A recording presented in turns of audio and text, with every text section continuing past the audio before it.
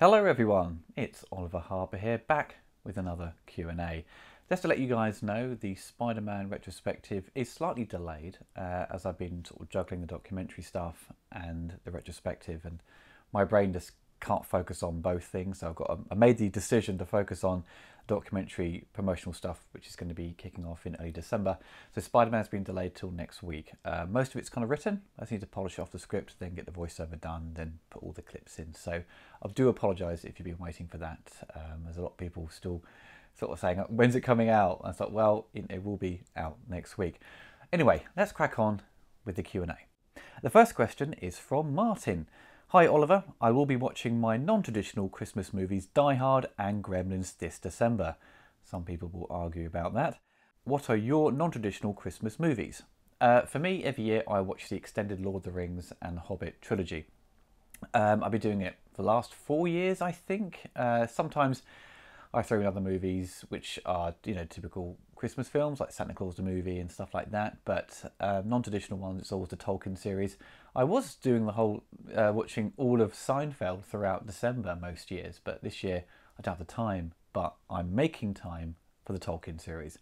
Next question is from Frederick. Hey Oliver, according to you, who would be the best actor for the following roles in a possible reboot? James Bond, Indiana Jones, Back to the Future. Please note that I'm not wishing for a remake/reboot for those movies, I'm simply curious. I would say for James Bond, Jon Hamm, and here's my reason. I just finished watching the entire series of Mad Men, one of the best shows I've ever seen. I am a bit late to the game, it finished like 3 years ago. But Jon Hamm, he looks great in a suit. He's got a good voice, and seeing that sort of 60s aesthetic the show's set in, it feels like John's just stepped out of a Sean Connery movie from that period. So I think John will be a good Bond. It doesn't matter if he's not English, British, whatever, I'm sure he can do an accent well. For Indiana Jones, Chris Pratt, I've seen quite a few fan recreations with Chris in the role. That would be a good choice. And Back to the Future, I presume you're meaning Martin McFly. It's like, who's going to play Back to the Future? I don't know who could replace Michael J. Fox. It's a difficult decision and something that would be criminal if it ever happened. I'm sure there's rumblings that some people have been saying there's going to be a reboot of Back to the Future. Robert Zemeckis will never let it happen. So, you've been warned by me. The next question is from Davey. Hi Ollie, excited to hear that the filming for the documentary is finished. Can't wait to see it. How much do you recommend that I spend when buying a new 4K TV? Well, the documentary's not finished yet. We're still filming. We are getting more interviews in December and early January, probably into February as well, chasing some other names. For the cost of a TV, I paid about £800 for mine, and that was 2 years ago. The prices have dropped, so roughly around £600 you can probably get a 55-inch TV. Really depends on how much space you've got. I would say an LG or Panasonic brand. My friends have recently bought Samsungs and the picture quality is not very good. I think the sort of standard settings they give you are not very, don't really give the best results. You have to do a lot of adjusting with the picture to get it fine-tuned. Also, when you buy a new TV, turn all those extra features off, such as, frame buffering, smoothing, all that crap, motions, shit. Get rid of all that. Just let it play a clean signal. Or you could go the OLED sort of brand, which are more expensive, but you do get the best picture, I think, bang for your buck. But, I would say about £600. The next question is from Matthew. Have you seen The Night Comes For Us? Keep up the great work. I've not seen it yet, Matthew. I do know it's on Netflix. I know it stars a guy from The Raid 1 and 2, fantastic martial artist. So I presume that film's keeping in key with that, with sort of, amazing fight scenes. So I'll give it a go when I get the chance, mate. The next question is from Leo. Hello, Oliver. Is there any chance of seeing a Rocky, E.T., X-Men or The Matrix retrospective within the next year? The Matrix is definitely happening. It's on my to-do list. I have promised it a couple of times before. I was sort of holding it back for a kind of milestone achievement with something like hitting a certain number of subscribers, and I got over 100,000 during the summer, so I should have really tied it in then. But I may do it before Christmas. It will be a non-traditional Christmas movie. So we could do it then. I'm not sure. E.T. wise, I've been talking to Mark O'Connell, the chap I did a commentary with on Poltergeist. He's a big fan of E.T. and the movie Close Encounters. So we may be recording 2 commentaries together on those movies. So look out for those, hopefully this month. The next question is from Duncan. Hey Ollie, really looking forward to In Search of the Last Action Heroes. Given the hours and hours of interviews you've already correlated, will there be a way for us to see the full unedited interviews, perhaps as a perk or extra? I'd love to see the Bill Duke interview in its entirety, as I'm a massive fan of his work in Predator and Commando. Unfortunately, we can't release the full interviews, but I will be using every piece of information that I think is vital for the documentary to be part of it. For example, some actors will be talking about certain films which aren't essentially part of the narrative. For example, let's say Peter MacDonald, the director of Rambo 3, who was second unit on Batman, that will be released as a separate deleted scene. So you'll have deleted scenes, say for example, Bill Duke talking about X-Men 3 or something, or Peter MacDonald talking about Batman, so that'll be a separate thing. The next question is from Philip. Hello Oliver, any chance of a retrospective or review of the animated films Fire and Ice and Lord of the Rings? I've not seen those movies, I'm afraid. I've been asked to review Peter Jackson's Lord of the Rings trilogy a number of times over the years, and their movies I adore. I love those films. I've not read the books, unfortunately. So to review those in my sort of traditional form would be a slightly disservice because I've not read the books. And then if I say, oh, this is missing or this doesn't feel right, then people say, well, it's in the book, you should read the book. But the animated movie would be an interesting way to tackle it first because it's shorter. I think the cartoon only has the Fellowship and Two Towers because they couldn't finish Return of the King or something like that. I think that will be fun to do, Lord of the Rings. I'll look into it, Philip, and if it sort of tickles my interest, then I'll certainly cover it. The next question is from Omar. Hi Ollie, 2 questions. As I am 5 years younger than you, I didn't know much, if anything, about Laserdiscs before watching your YouTube channel. Just wondered how/when you got into collecting Laserdiscs, and secondly, what is the difference between HDR and Dolby Vision, because it's confusing me. Let's do the HDR and Dolby Vision thing. Dolby Vision, it's not hardware based, I don't think, it's software based. So basically what it's doing is it's adjusting the HDR kind of dynamic colours in your TV to a certain level which Dolby have sort of set. So for example, when you put in a regular 4K Blu-ray into your HDR TV which doesn't have Dolby Vision, it would have its own determination of how the colours should be represented. So Dolby Vision has those slight adjustments changed. So for example, one movie could look slightly different to how you thought it looked on Blu-ray, may look more faithful with the Dolby Vision. I'm not entirely sure because I've not seen Dolby Vision in practice. I like to see it. I like to see a comparison piece. That would be really interesting. I'm sure there's videos online now, but I'm sure if it's, as Dolby Vision is software based, I'm sure it could be updated onto TV brands and Blu-ray players or HD 4K Blu-ray players with a software download to upgrade the firmware, because the Oppo 4K players do have an option to upgrade to Dolby Vision, so I'm sure it's possible. In regards to Laserdisc, I got into it in the late 90s. When DVD just came out, it was still very expensive, the players were. I think most were costing in the region of £400 to £500. I certainly couldn't afford that with my salary at the time. I was obviously at sixth form college, so I was 16 and I had not started work at Game yet, the video game store. I think I started like a year later. So I looked into Laserdisc because when I started sixth form and started studying media studies, I was getting into film and really, getting into sort of correct aspect ratios for movies, because VHS, there were widescreen titles, but most were pan and scan. And I had Superman the movie as a kid as a widescreen VHS tape. In the UK, we got a tape. In America, they got a Laserdisc. But I wanted the sequels, Superman 2, 3 and 4 in widescreen, but you couldn't get them on VHS. You could only get them on Laserdisc, and Superman 4 in widescreen in Japan. So I said, look, I want to get these films in widescreen. I went through this paper called the Free Ads, where anyone could list anything for sale for free. eBay was still around. eBay had, had just started. So it was still early days for that website, and Free Ads was very popular. So I scanned through that, found a listing for a Laserdisc player very locally. The guy was willing to post it. It was a Sony player with a bunch of discs, and I got it, and it was like, wow, this is amazing, because I've never seen Laserdisc properly in action. I see it in like hi-fi stores and going, what is this? My friends would all come around and be blown away by watching Dusk Till Dawn in Laserdisc with like surround sound. It was crazy. But then I got DVD like a year later when the price had dropped. Everyone had jumped onto the format, it lowers the cost. And I sort of kept with it because comparing DVD to Laserdisc, DVD did have the better picture because you had anamorphic picture, where Laserdisc was non-anamorphic, so you had to zoom in to fill up the frame on your widescreen TV. But the sound on Laserdisc was so much better. There was no compression. You know, listening to like a DTS Laserdisc was always better than the DTS track on the DVD in most cases. Like for example, like a Dolby surround track on a Laserdisc always sounded better than the DVD 2.0 stereo mix on that. So that's why I kept hold of Laserdisc. And all the covers, you know, all lovely colours, and the box sets are great.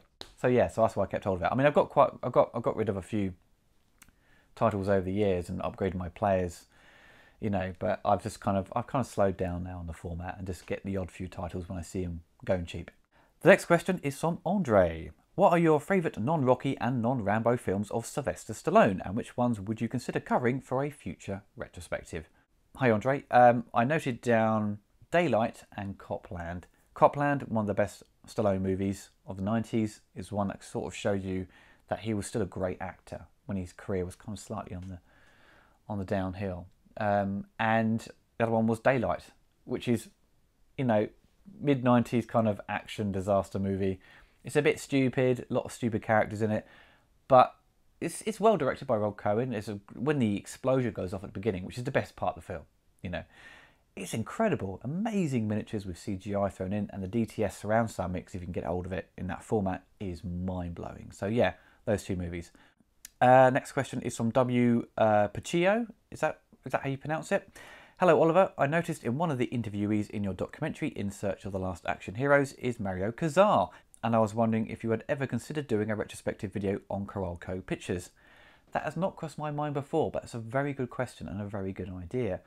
There would be a sort of a good alternative, I suppose, to sort of doing a movie. We can cover a studio, such as Orion Pictures, Carolco, and, you know, Canon. Canon's already been done by that great documentary, but maybe do it with my own twist on it. But yeah, there was someone else had done a Orion Pictures kind of retrospective. I know, what was his name? Some other popular YouTuber had done one. It's not referring to him. Someone else had done one a couple of years ago, and it wasn't particularly good. And I was like, ah, damn, there needs to be a decent Orion Pictures one. So yeah, I think that's a good idea. I'll definitely look into this in the new year. Next question is from Andrew. Hi Oliver, do you feel that while the ease of viewing movies with the advent of digital TV, dedicated movie channels and the likes of Netflix has expanded the number of places movies can be viewed, the selection is somewhat overwhelming and is in fact hindering people discovering hidden gems that they would have in the past have found either via a smaller selection or the fact shows like the sorely missed Moviedrome are now no more? That's a good question, Andrew. I suppose so. I mean, Netflix is a bit of a bugger's muddle, really. I mean, it's such a mess with its, like, because it breaks things down into sort of different genres, and you see movies in those genre lists which aren't actually, you know, an action movie or a thriller, you know. So I think there needs to be a better way of sort of displaying these movies and listing them in the correct order, and the thumbnails are always incorrect. I've seen like Bourne Identity or something like that, and it didn't even have a picture of Matt Damon. I was like, what? You know, there's some sort of supporting character. It would be good to have shows like Moviedrome again, but it's, you know, TV, you know, as we all know now, people don't stick to schedules anymore. They watch things whenever they want to. They don't sit down every week and watch the latest TV show. It's always on catch up. Everyone's on catch up. So hidden gems is usually, I would say YouTube is, you know, the way for people to be informed of hidden gems like me. So yeah, it's a good, you know, it's a good point you've made, Andrew. But I don't think it's going to sort of change. I think more and more people are just going to kind of just accept what's shoved in their face via their streaming service. Next question is from Sylvester. Hello, Oliver. It must have felt great being able to interview all those incredible people who have brought something special to the action genre while you were filming your documentary. I'm sure all were very impressive, but was there anyone who you enjoyed the most? As I mentioned in my last update video for the Kickstarter, Timon Singh, my co-producer, flew out to LA in October and shot most of the interviews. So I wasn't there, but I shot a few in the UK. But going through the footage recently, everyone did a fantastic job answering our questions. But my favourites have to be, so far, Stephen E. D'Souza, because he's just full of information. He talked for like 90 minutes. Hearing Brian Tyler geek out about soundtracks and collecting expanded versions. Eric Roberts is a proper charming man, very funny. Matthias Hughes, who's like the bad guy in Dark Angel, aka I Come in Peace, he was a very intelligent man. He was like, he talked for like 2 hours. There's so much information from this guy who was just in his B movies. Other personal favourites, Brad Fiedel, meeting him was amazing. You know, Peter McDonald, meeting him was wonderful. Other interviews, I think Bill Duke's brilliant as well. He's, you know, everyone's wonderful in it. So it's difficult to pick and choose who's the best, but the ones that sort of find as little nuggets of information. I'll give you one little bit of information. Stephen E. D'Souza said Judge Dredd, the Stallone movie, was submitted for an X rating. By the rating, but that's what was given, an X. And the studio went apeshit. So they were writing a PG-13, but Danny Cannon, the director, was shooting a hard 18 rated movie. So you'll find out more in the documentary. The next question is from Wit. Hi Ollie, really liking the new Patreon content. Thank you all. Question number 1. What do you feel was the best Nicolas Cage action movie of the 90s? I could easily say The Rock, but I'm going to go with Con Air because it's so bonkers. And he has a terrible haircut in it as well. It just makes it even better. Question 2. What do you think was the best cartoon/animated series of the 80s? So I was going to say Thundercats or He-Man, but then those shows went on for quite a long time. I mean, He-Man had 65 episodes or probably more, but Thundercats had like, what, 3 or 4 seasons? And they had all had a lot of repetition. You know, the plots would basically be the same thing every week, but the kids don't care. It's like, oh, Thundercats. And the intro would just always pull you in. I would say, personally, Visionaries. Only 1 season, no repetition, as far as I can remember. Great theme tune, great action figures. Yeah, I'm going with Visionaries. Question 3. Which movie would you most want to see a documentary made about in the same length and detail as Dangerous Days, the making of Blade Runner? I've been asked this before, but it's a slightly different line of questioning. I would say a big epic documentary on the Terminator films. Maybe ignore Genesis, you know. But because the first Terminator doesn't have much in terms of extra content. It has Jim Cameron and Arnold sitting in their lounge talking about the film for like half an hour and a few interviews with like the special effects guys at Fantasy Effects, whatever, and an interview with Brad Fiedel. So, I mean, there needs to be something bigger. I want something more epic. So, yeah, Terminator for me. Next question is from Daniel. Question number 1. Any chance in the future that you'll do a retrospective review on The Warriors? Yes, I will be. I love that film, but I haven't got round to reviewing it. I'm fucking mad. So sorry. Question number 2. What are your initial thoughts and feelings on the upcoming Resident Evil 2 remake? I think it looks amazing. It looks really good. It's got the Resident Evil 4 style of gameplay, but I was really hoping for the static camera angles like the remake of Resident Evil 1. I never had a problem with those angles and the tank controls. People always complained about them. I was great with that. I could do the first... I've already done it. I did Let's Play on the first game, the remake, and completed it under 3 hours. Yeah, I'm a pro. Question number 3. Have you heard about Article 13? If you have, what are your thoughts on the consequences that could happen to channels such as yours, especially when it comes to copyright? Yeah, it's very scary. I've signed petitions and stuff to sort of, you know, get my name down to say no, this mustn't happen. Yeah, it'll basically fuck YouTube for all of Europe if it gets actioned and put in place. I mean, people in the industry are saying, the tech professionals are saying that trying to implement what they want would be virtually impossible. YouTube's doing a big push to stop it because they have huge interest in that. So I don't know. I know it's all come from like people got to link the news articles where they take their news from, or like memes and things like that. They've got a copyright on that, things like that. But it all seems a bit wishy-washy. It's another law they're trying to pass, designed by a bunch of old gits who don't have a fucking clue what's going on in the world anymore, and they just want to cling on to any sort of revenue they can have, So I think even the people that would even question putting this into action use YouTube in Europe. Would they want that taken away just because they want to pass this law to please a few people who want to still making a bit of profit off their IP? I'm not sure. I mean, it seems bonkers. I mean, I'm sure this law was pushed out not long ago, but then it got squashed. Now it's come back as something else. They always do this. But yeah, it's pretty nasty what they're trying to do. So I'll put a link below. If you're not signing petitions to stop it, then please do. The final question is from Nick.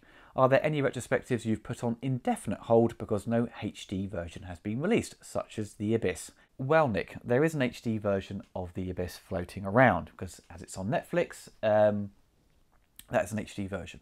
It's been around for like 2 or 3 years. I think they've been shown on TV a few times. But because, for example, if I reviewed that film and it'd be an HD version, people say, where do you get it from? Where's the Blu-ray? Where's it come out? Well, how can I get hold of it? I'm like, well, it's from Netflix. Well, how do you get it off Netflix? Well, I torrented it. You can't really do that. So I put it on the back burner. I'm trying to think of any other movies that haven't been released in HD that I intended to review, but couldn't because I wanted to wait out for the better footage. Well, Supergirl was one of them, but then the Blu-ray came out. I did a mini review of that film, and maybe in a couple of years I'll return to it and do a proper big epic thing on Supergirl. But in terms of anything else, I think everything's kind of that I had thought about in the past that hasn't come out. That wasn't out at the time, but is now on Blu-ray. I've kind of, covered at some point. But The Abyss is the one that's kind of on the back burner until James Cameron gets his arse in gear and then remasters it, because he's a stickler for these things. He has to approve of all the transfers. So maybe next year we'll get something when he's kind of having a break from Avatar 20. We'll see. Oh, that's the end. Well, everyone, I hope you enjoyed the Q&A. As you may have noticed, the lighting's slightly different. I should have said that at the beginning, that I changed the lighting.